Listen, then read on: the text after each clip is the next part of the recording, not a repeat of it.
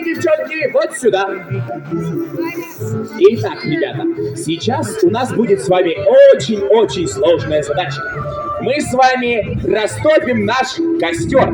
Только вот нужно быть с ним очень аккуратным. Итак, вот девчонок вижу, а парней что-то не вижу. Чего сидите на снегу-то, замерзнете? Итак, вот сюда встаем. Значится, девчонки против парней. И костер мы сейчас растопим. Ой, да наконец-то, а то что у меня ноги уже замерзли в этом снегу. Давай, неси скорее сюда, ребят, вы-то не замерзли еще? Поднимите руку, кому жарко. Ой, да наконец-таки наступим здесь все.